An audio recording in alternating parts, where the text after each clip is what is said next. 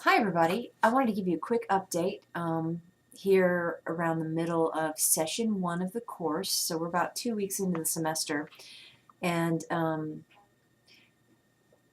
everything I'm talking about here I've actually posted in the news feed as well, and I've written a lot of information here, which is why I thought I would do a quick video walkover, and then I think you really need to actually read the details as well. But I thought I'd just walk you through it quickly through video.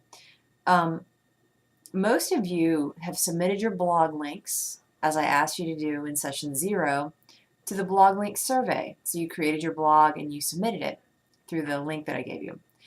And so what I did was I've shared that spreadsheet with you. So check that out, that sheet where all of your blogs have been posted. And I sort of scored them a 1, 2, or 3. 1 meant that you're totally ready to go for the semester with your blog. 2 meant that you're ready to go, but there's still a couple things you'll have to do in an ongoing fashion on your blog. Basically, you have to create those 6 blog posts in an ongoing fashion as they come due from sessions 2 through 6, and that's fine. When you blog, normally you create a new post every time you do it. Normally, you do not do what I asked, which was create all 6 posts ahead of time. But I did it that way because some of you don't ever use blogs, and I knew that a few of you might forget how to create a post.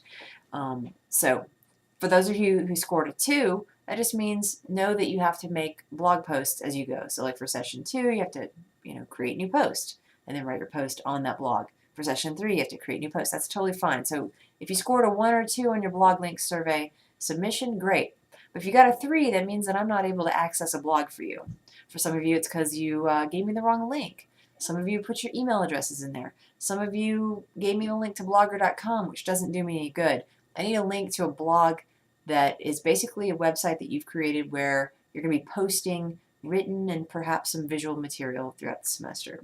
So what it also means is you need to revisit the instructions because they're very clear. If you go back to the session 0 activities, I've posted a video where I spoke very slowly so that it's also closed captioned, so you have a written transcript as well throughout the video. So you have audio, visual, and text explaining exactly how you need to do this.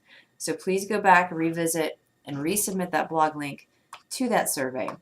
That survey is really useful for me so I can quickly look at everybody's blogs instead of having to go 15 clicks deep into Dropboxes, because sometimes I need to be able to go and find your stuff very quickly. It really does help, especially when you send me email messages and you tell me about problems you have and you guys forget to give me the link. It will make your life easier as well to just provide it that one time correctly in that blog link survey.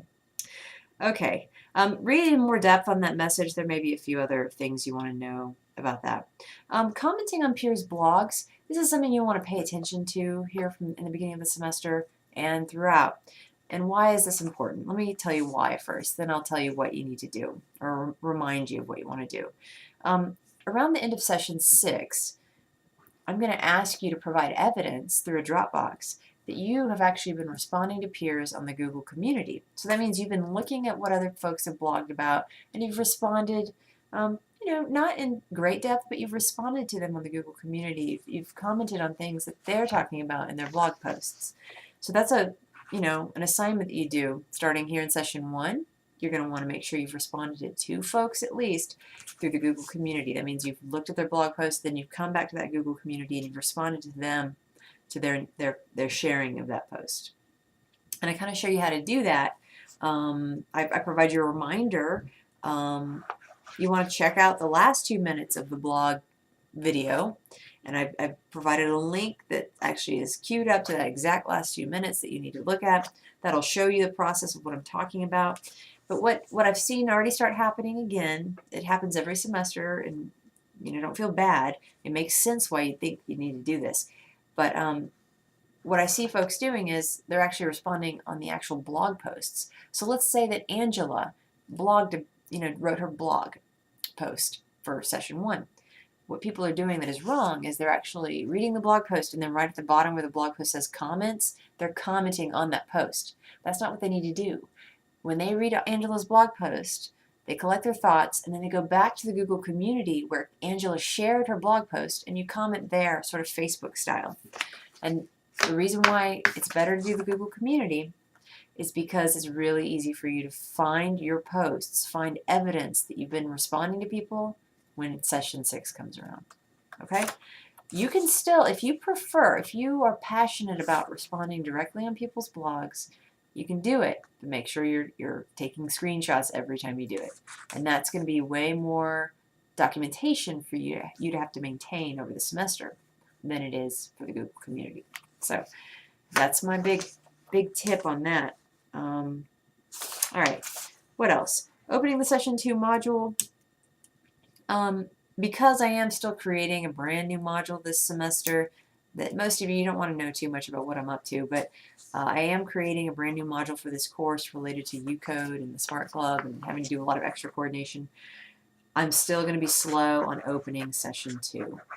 Because for session 2, not only do I have to open everybody's session 2 module, but I have to make sure that the pages related to UCode and Smart make perfect sense.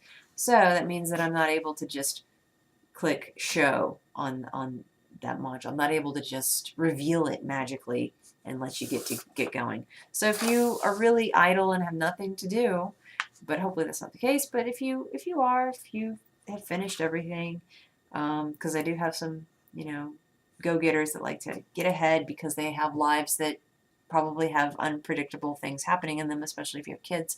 That is the case with those of us with kids. So if you want to get ahead, if you need to get ahead, go ahead and hit the Dropbox button at the top of the screen and go into the ethics project, read those instructions and do that project, or go into the philosophy of education project. That will take you a while. If there's a book chapter to read in there with that project, that'll take you at least 2 hours just to read that and to sort of interact with that. And then to write your paper will take you at least, this is an estimate, 2 to 5 hours to write. So that's a whole week's worth of projects right there, just if you do that, week or 2 weeks. So you have things you can be working on if you need to get ahead. And I apologize for not having things open sooner, but they will be open as soon as they are appropriate to be open. Okay, so that's my quick 7 to 8 minute message. I'm sorry it's so long, but hopefully that helps you. All right, thanks. Let me know if you have any questions.